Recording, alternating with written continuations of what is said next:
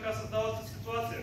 Аз, като представител на Руската империя, предлагам границите на България, както виждате на картата, изготвена от нас, да отговарят на районите, населени с българи. България, господа, не трябва да граничи сама със себе си. На нас, българския народ, не ни е приоритет. Границите, които предлагате, са, меко казано, прекомерни. Европа не може да позволи такава голяма славянска държава на Балканите. Това ще дестабилизира целия регион. Австро-Унгария не може да приеме такава карта. Русия не воюваше само за свои ползи. Българският братски народ се бори и страда. Време е да получат свободата си, господа. Истината е, че България заслужава независимост. Но дали такова голямо княжество няма да бъде марионетка на Русия? Именно!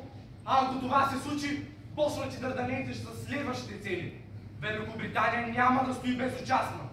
Европа не може да си позволи нова война, само заради амбициите на Русия. Сан-Стефанският договор е справедлив.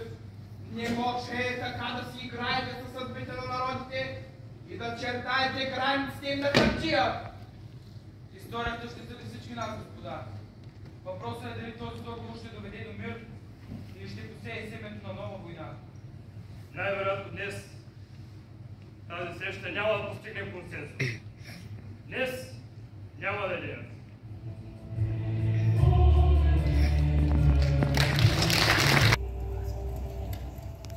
Казват, че мирът вече е подписан, че България е свободна.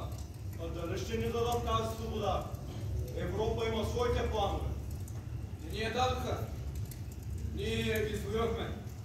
Ако трябва, ще се бием пак. Никой не ще ни пороби отново. Ами ако Русия иска само да ни използва?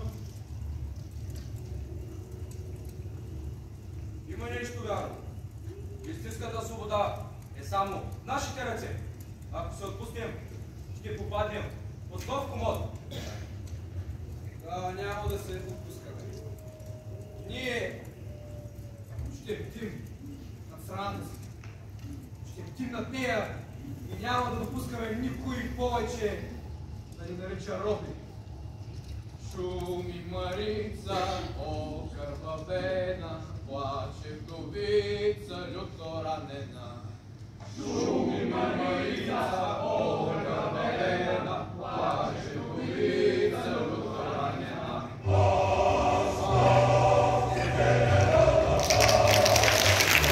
Които приспиват децата си с надежда, че утре няма да се страхуват. В малка бедна къща, далеч от царски дворци и генералски кабинети, една българка разказва на сина си приказка. Но това не е просто приказка, това е мечтата на един цял народ.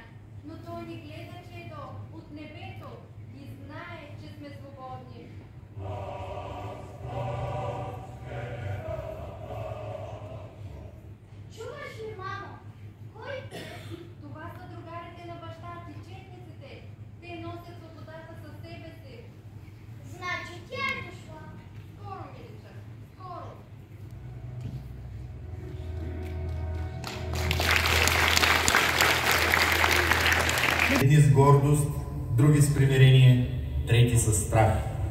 Но всички знаят едно. Този момент ще промени историята.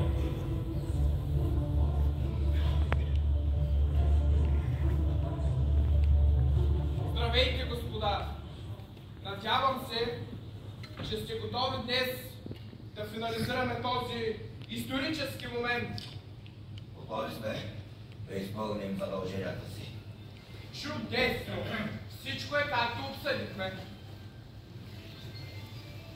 Това, което виждаме пред нас, графе, не са преговори. Това е диктат. Това е реалността, баша.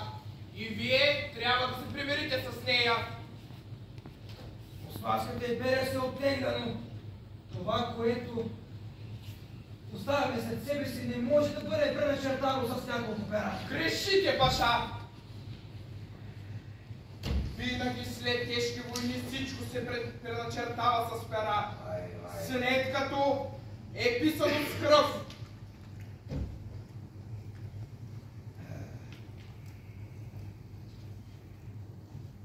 Кажете ми тогава, графе, какво предвижда вашата карта за Османската империя?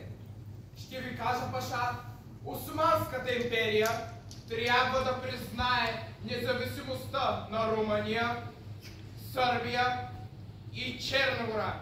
И най-важното, създава се автономна българска държава. Автономна? Границите, които предлагате, са твърде обширни. Това е практически велика България. Това е в интерес на мира и стабилността на Балканите. Силна България ще бъде гарантирана срещу бъдещи конфликти. Трудно е да приемем подобна загуба на територии. Това може да предизвика недоволство сред нашите хора. Османската империя трябва да се примири с новата реалност. Времето ви, паша, за владичество на Балканите приключи. Какво да правим? Нямаме избор. Абдулах, давайте да подписваме и да се приключва с това най-накрая.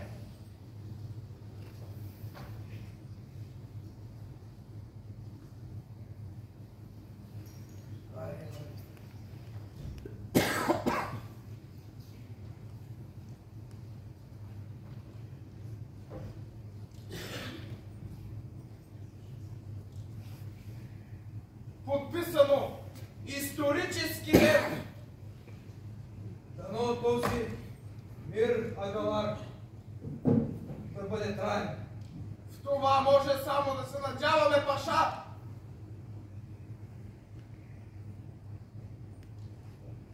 Отлична работа, графе! Русия постигна голям успех! Успех, но не трябва да забравяме. Великите сили няма да бъдат съгласни с такава България. Предстоят ни още много битки, но този път дипломатически.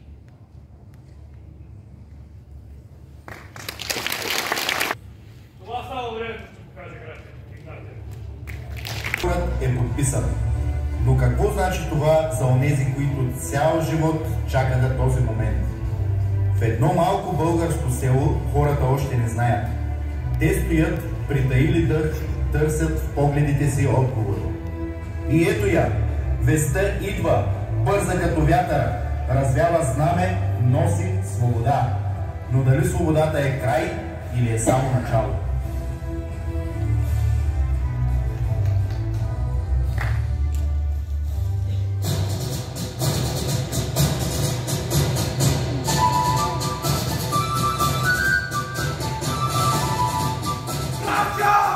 България е свободна!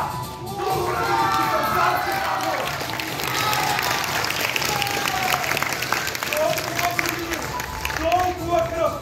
И ето, доживяхме! Синко, помни този ден! Помни, че България не е вечеровка! България е наша и винаги ще бъде! България! Да живее България! Да живее!